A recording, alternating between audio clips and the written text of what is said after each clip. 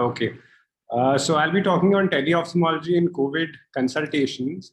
As we know, on 21st March 2020, suddenly our world changed completely and we went into a lockdown. There was utter stress and panic at that stage. Patients suddenly could not visit the clinic. Our post-operative follow-ups became impossible. Ophthalmic emergencies could not be attended to. And we had to think of something fast to kind of help us in that situation, how to continue our follow-ups, how to keep a chain of communication alive with the patient. That was an important thing at that stage. Luckily, technology came to our rescue at that time. So why should one do a teleconsultation? I've just divided this talk into these few headings. One is to maintain a channel of communication. And as Abhishek said, there is a kind of controversy. You need to know what is the line, the fine balance in which scenarios you can actually do a teleconsultation and whether it's better to call the patient into the clinic. The second thing is it helps to allay patient anxiety. It's very good for follow-up patients. So say you have a chronic patient who you know very well, it's a very good tool to actually see those patients. And it enables you to actually reach patients in remote parts of the country as well. So just for example, I had a couple of patients who had Pentacam maps and they had a diagnosis of keratoconus in Kashmir and in Jamshedpur. So they were taking opinions regarding that. And those are safe conditions where you can actually give an opinion safely to the patient regarding those conditions where it's not really an emergency and nothing major can go wrong by giving an opinion. What are the different techniques by which teleconsultation can be done? Well, there are certain WhatsApp-based platforms, there are app-based platforms, and then there are browser-based platforms. We, in our setup, decided to go on a browser-based approach so that patients didn't have to download a separate application to use in their phone. We tied up with a company called Radical Health, which did our teleconsultation platform for us. So for booking a teleconsult in our scenario, we asked our patients to access the website, and where we created a button for the book teleconsult option over there. OTP was sent to the patient once they had confirmed that they wanted to go ahead with the teleconsultation. And then you could actually log into the portal as a patient. And these were the different profiles that you could see. There's a facility where you can tie up for medicines to be delivered to the patients as well. Diagnostics, so we've looked at this. They were initially doing stuff like visual acuity checking at home. There was a calibration done with the help of your credit card. Although this never really took off because there were issues with the repeatability of the visual acuity we were getting with this particular modality.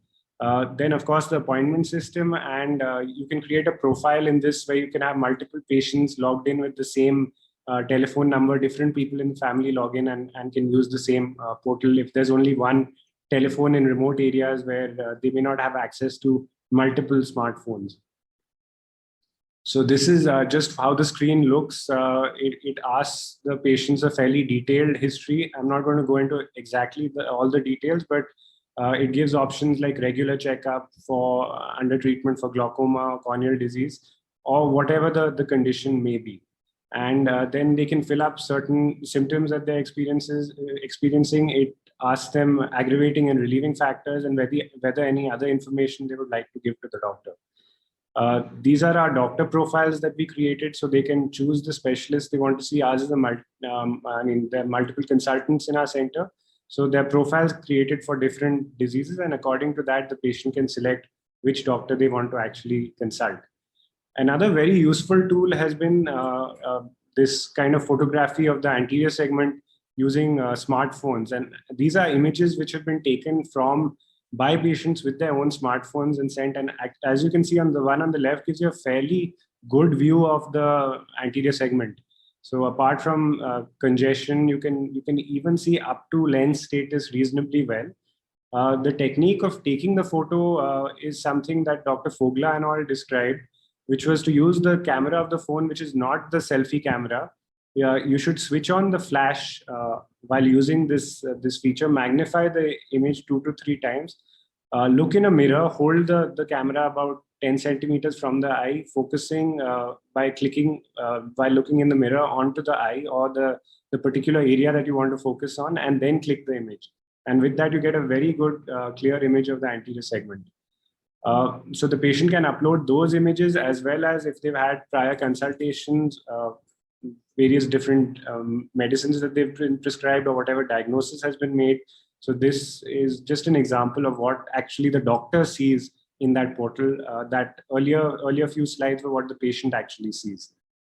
The prescription itself, we have gone for what is an emailed prescription to the patient. It can be sent again on WhatsApp as well. What is very clear in this is that there should be a disclaimer also, and this is something I wanted to stress on, that it's an prescription that is provided based on online consultation. It is not a replacement for any comprehensive physical examination by a qualified ophthalmologist or physician. This is important. Along with, we have a consent form that they sign at the beginning of, digitally sign at the beginning of the consultation. This is important to safeguard ourselves against any possible liability in these situations. This is an example of a patient who went on doing a teleconsultation elsewhere and actually ended up with this kind of corneal melt. You can see it's almost like a 360-degree melt with a hyphema inside. And then they finally came to the clinic, and there wasn't very much we could actually do for this patient. Her vision had dropped all the way down to PLPR. What had happened was there was constant use of steroids by this patient, and she was just so petrified of going to any ophthalmologist or getting out of her house that she kept using topical steroids for about a year. And it's very important to stress to these patients that you actually need a physical consultation. Don't keep going on with teleconsultation if it's not helping. It's useful for common ailments at this point in time. It's useful for common things like, say, dry eye, or if you have a map for a condition like keratoconus, or if someone wants a LASIK opinion and they have a pentacam, which they've done, and they want an opinion for that, or a simple red eye. And as Professor Dudani also mentioned, we have seen a few patients with herpes zoster as well, where it's useful to kind of look at their face and get that kind of diagnosis, but it can't be a replacement for physical examination with an ophthalmologist. We've also seen patients complaining of floaters, and then we called them in and actually had the retina team diagnosing RD and various other retinal emergencies. So teleconsultation is the future. I would say it's good to adopt it, at least to start using it, but it cannot replace physical consultation at the moment. There are certain devices that, like portable autorefractometers, which certain optometrists are going to people's houses and doing the screening for them and giving a number. Things like that are getting more and more into vogue. We know the LVP model where they're doing tele-ophthalmology as well. So you have a technician sitting in a remote area, taking photographs and talking to the consultant regarding management. So these are all models for the future, which can definitely be looked at. So coming to what are the main advantages of teleconsultation, we can effectively use our manpower, as I said, in terms of deploying resources such as technicians or optometrists. You can reach very underserved areas for general conditions. You can give them relief. And if required, you can call them in for a physical consultation from there. It basically acts as a screening tool. It has the potential to target a much larger population. So you can sit in, say, Delhi or Mumbai and target someone sitting across the country. It's important right now to know that our rules for teleconsultation in India are very different to the ones in the US and abroad. So we are not actually taking any teleconsultation patients who are not based in India, because the compliances would be different in those countries. Portable technology enables us to do refraction and basic screening. And there are certain diseases like the ROP program in NN was using a form of tele-ophthalmology where technicians were going and screening patients and sending the images to the ROP consultant, and they were performing the kind of grading of the ROP. To conclude, incorporating a teleconsultation method in the pandemic makes sense. It prevents the patient feeling isolated and alone during lockdown. It's basically a way to allay fears.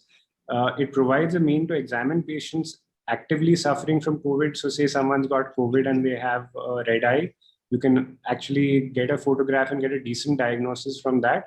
And once the patient recovers, you can obviously call them into the clinic. With newer tools, more and more examination like field test and visual acuity measurements are being looked at and are very soon going to be possible. And AI tools for retinal screening are also being looked at, and these ensure better utilization of manpower. So thank you, and hopefully the darkest hours of this pandemic are behind us, and hopefully a third wave doesn't come.